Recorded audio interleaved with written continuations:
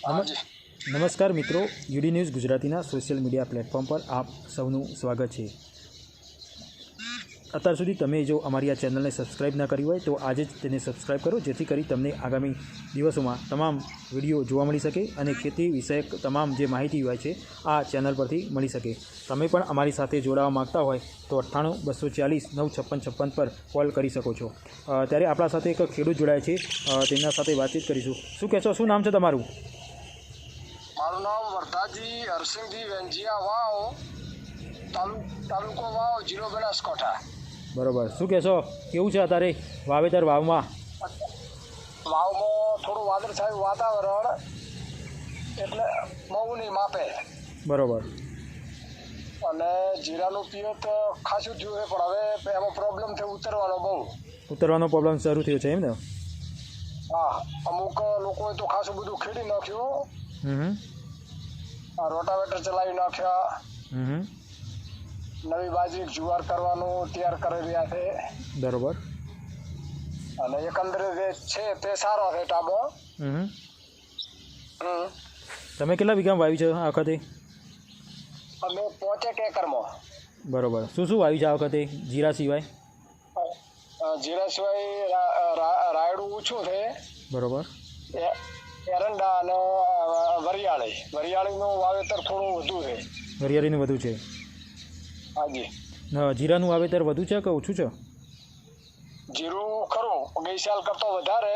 બરોબર, પણ એમાં ઉતરવાનો પ્રોબ્લેમ મોટો છે, એટલે લગભગ ગઈ સાલ થી 50% થઈ જશે। ઉત્પાદન ઘટી જશે એમ ને? 50% થઈ જશે ઉત્પાદન ઘટી જશે। પછી ભગવાન ન કરે, જો કરે પેલો વાદળછાયું વાતાવરણ, તો આ તો લેવું હાથમાં તો છે નહીં। બરોબર, સાચી વાત છે। હા, એટલે આ તો જ્યારે બોરીઓમાં પેક થાય ત્યારે કહેવાય। સાચી વાત છે, ત્યારે સાચું કહેવાય જીરું પાક્યું એ। હા, ત્યારે જીરું પાક્યું એવું કહેવાય। તમારે કેટલા દિવસનું થયું જીરું?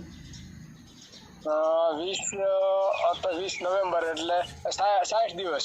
60 દિવસનું થયું એમ ને? કેવું છે જીરું? વધારે કોઈ રોગ બોગ આવ્યો છે ત્યાં? રોગ છે ને, પેલો ટોટિયાનો રોગ કહેવાય, કોકડવા વળે છે। બરોબર, જીરું ગૂંચળું થઈ જાય।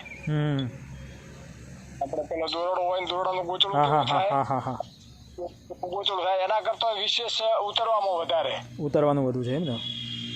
ઉતરવાનું વધુ છે। તમે જો કેમેરા સાઈડમાં આગળ કરો ને પાછળનો, તો લોકો બી જોઈ શકે કે કેવું છે જીરું અને કેવા રોગો છે ત્યાં। હા, થઈ ગયું ને? હા, થઈ ગયું। તમને જીરું થોડુંક બતાવું, દેખાય છે? હા, દેખાઈ રહ્યું છે। આના સિવાય બીજો પ્લોટ છે, અમારે પાછું કેનાલ થી છે। અચ્છા, કેનાલ બાજુમાં છે એમ ને? આ બાજુમાં કેનાલ ચાલે છે। સરસ સરસ, માઇનોર। બરોબર બરોબર। અને બનાસકાંઠા તો આમ તો ઘણું બોર્ડર ઉપર પાકિસ્તાન ને, વાવ બોર્ડર ઉપર। બરોબર બરોબર। આ બીજા નંબરનું, એની 40 દિવસ ત્યારે ભાઈ 60 દિવસ। 60 દિવસનું, બરોબર। આ સારું છે, પણ આમાં હવે થોડું બગાડ જેવું લાગે છે। થોડો સુકારો આવ્યો છે એમ ને? સુકારો આવ્યો છે।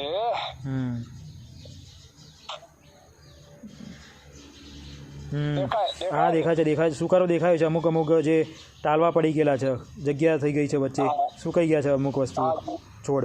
હાજી, એના કરતા શું થાય, પેલું બળી જાય ને, બળી, હા, અગ્નિથી પેલું બળે ને દાજે, હા, એ ટાઈપનું થયું છે। એટલે અમારા એને ચરમી કહેવાય છે। ચરમી કહેવાય, બરોબર। એ કેટલા ટકા આવી છે ચરમી? કેટલા ટકા આવી છે? હાલ તો હજી ઓછી છે।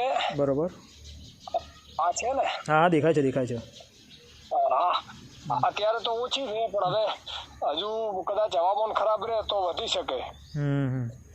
ને પેલો તો ઉતારો તો છે જ અત્યારે, સુકારો તો રોગ છે જ બધી જગ્યાએ। હા, એ તો છે। એ તો હું તમારા વિડીયો દેખું છું,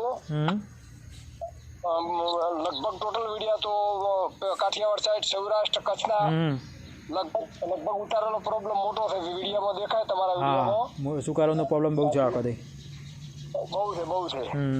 સાચી વાત છે। આ રીતનું થાય। તમારા આજુબાજુ કેટલો સુકારો છે ત્યાં? અમારી આજુબાજુ પેલો તો ઉતરી ગયો અને હવે સ્ટાર્ટ થયો છે આ ઉતારો. પેલા તો ઉતરી ગયા, 50% તો ઉતરી ગયા. 50% ઉતરી જ ગયા એમ ને? બરોબર. હા, ખેતર ખેડી નાખ્યા અને આજુબાજુ ગામડામાં એવું જ થયું છે. એટલે ખેડૂતને આપણા આ વખતે નુકસાન ભોગવવાનો વારો આવ્યો સુકારાના કારણે. નકા ભાવે એકંદરે ઠીક છે અને એટલે બધું પાકે તો એટલે 15 ઓછું પાકે તો ના પોસાય. ઓછું પાકે તો પોસાય નહીં. 15-20 વીઘા 15-20 મણ પાકે તો પોસાય. હા, ભાવ ઓછો પડે છે પણ એ તો શું એવરેજ એટલું બધું ના પાકે ચેતનભાઈ. હા, એ જ ને, નથી પાકતું એ તો પ્રોબ્લેમ છે. જો પાકે તો સારું. એક ખેતરમાં પાકે પણ બીજો પ્લોટ હોય એમાં બરાબર ના હોય એટલે સરવાળો ઓછું થઈ જાય. સરવાળો 7-8 નું થઈ જાય પછી અને બહુ ખર્ચો બહુ પાછો. હા, કે તો પછી બિયારણ ને બધું મોંઘું હતું ને. સરવાળો 1000 રૂપિયા 1 કિલોના અને વત્તા હવે પાછી પેલી એર્ગન ગેલેલિયો આવી દવાઓ આવે છે લીટરના 5000 રૂપિયા છે. સાચી વાત છે. એટલે એ મારવાની પછી ડીઝલ ને એટલે ખર્ચો બહુ છે ને સામે ભાવ નથી. આ વખત તો સુકારા રોગે ખેડૂતોને હેરાન કરી નાખ્યા છે. એટલે હવે ભગવાન ખેડૂતોને એમને લેવું છે ને તો સારું છે કારણ કે હજુ આ 17 થી 25 માં કોક પરેશભાઈની આગાહી છે. સાચી વાત છે. એટલે ભગવાન ટાળે પણ શું કહેવાય આ તો કોઈ વ્યક્તિગત કોઈના હાથમાં તો છે નહીં, કુદરતના હાથમાં છે જ. અને ખેડૂતોનો મરો છે. ખેડૂતોનો કારણ કે ખેડૂત આપણો નિસહાય છે. કોના પાસે સહાય માગે? કારણ કે કુદરત સામે કોઈનું ચાલવા નથી, ખેડૂતનું ક્યાં ચાલવાનું? ઉપરવાળો આપે તો જ થાય. હા, સાચી વાત છે. શું કહેશો તમે બીજા ખેડૂતોને તમારા વતી શું કહેવા માંગો છો? બસ એમને કહીએ કે દવા ટ્રીટમેન્ટ આપો. બરોબર. દવા વિના તો જેમ માણસ નથી ટીકડી વિના એમાં ખેતીમાં દવા વિના કશું જ નથી. જેમ માણસને ટીકડી લેવી પડે આ વસ્તુ એવી છે. એટલે કોઈ સારા વાળા પાસે છેતરપિંડી ન થાય એ રીતે સારી દવાનો છંટકાવ કરો અને સાચવીને ભગવાનને પ્રાર્થના કરો. આપણે દવા લેતા પહેલાં શું ધ્યાન રાખતા હોય છીએ કે ભાઈ સાચી દવા મળે અને સાચું બિયારણ મળે? શું કહેશો તમે? એટલે સમજો ને, એટલે આપણે કોઈ ખેડૂત લેવા જાય બજારમાં તો એને કેવી રીતે ખબર પડે કે આ દવા સાચી છે અથવા આ દવા ના વાપરવી જોઈએ, આ ખોટી છે? એમાં તો હવે ચેતનભાઈ એવું છે કે ખેડૂત તો અભણ હોય અને પેલા એગ્રો વાળા કે એ રીતે તો લેવાનો. સાચી વાત. વિશ્વાસ છે ખેડૂત. સાચી વાત. એ તો પ્રોબ્લેમ એવું જ છે કે ભાઈ કેટલાક લોકો અહીંયા છેતરપિંડી કેટલાક ખેડૂતો સાથે થતી હોય છે છેતરપિંડી. બહુ થાય અને અમુક એગ્રો વાળા બધા એવા નથી હોતા. ના, બધા ના હોય. બધા ના હોય, કોક જ હોય. તો 100 માંથી કોક જ એવા હોય. બધા ખોટા હોય એવું ના કહી શકાય. કોક જ એવા હોય વ્યક્તિ કે જે આવું કરતા હોય છે. કોક જ હોય, ભાગ્ય હોય. હા, ભાગ્ય જ હોય. અને એટલે આવું બધું છે પણ માતાજીની પ્રાર્થના કરો બધો એનો જીરો સહી સલામત રાખે. સારા ભાવ મળે. સારા ભાવ મળી જાય. બિલકુલ. 7-8 હજાર સુધીનો ભાવ મળે તો બહુ થઈ ગયું. ઘણું થઈ ગયું. ઓછું તો પડે જ પણ તોય છતાં પોસાય. સાચી વાત છે. તમે જે મજૂરી કરીએ થોડું તો મળે. સાચી વાત. એની વળતર મળે, ખર્ચો નીકળે. સાચી વાત છે. મોંઘવારી બહુ છે. ડીએપી મોંઘો, એરિયા મોંઘો, દવાઓ મોંઘી, મજૂરી મોંઘી અને મજૂરી સાહેબ 400-500 રૂપિયા અને શિયાળાનો દિવસ એટલે બિલકુલ નાનો દિવસ કે કામે ના થાય એટલું. કામે ના થાય. અહીં સવારમાં આવે એટલે 9 વાગે આવે, હમો 11-12 વાગે એટલે જમવાનું થાય. જમીન બસ 4-5 વાગે એટલે રવાના. સાચી વાત. એટલે ખેડૂતના આપણા બધી બાજુ પોસાવાન થાય છે, શોષણ થાય છે. ખેડૂત તો મરો સાહેબ, ખેડૂત તો પૂરો મરો. શું એનો ભગવાન સિવાય કોઈ વધારે જ નથી એમ કહો તો ચાલે. સાચી વાત. ઓકે ચલો ખેડૂતો આપણે આ તો પશુપાલનનું સાઈડમાં ભલે ચેતનભાઈ. હા ના પશુપાલન કરવું જોઈએ. દરેક ખેડૂતે જો શક્ય હોય તો પશુપાલન કરવું જોઈએ, જેથી કરી કદાચ જો ખેતીમાં કંઈ ના મળે તો પશુપાલનમાં પણ પોતાનું જીવન ગુજારી શકે.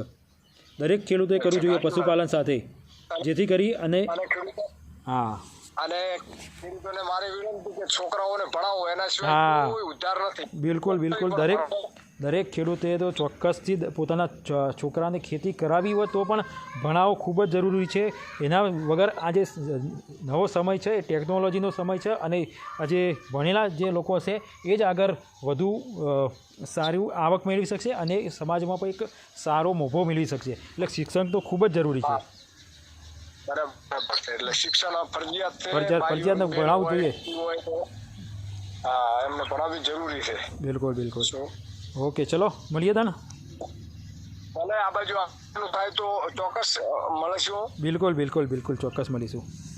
જય જવાન જય કિસાન. જય જવાન જય કિસાન.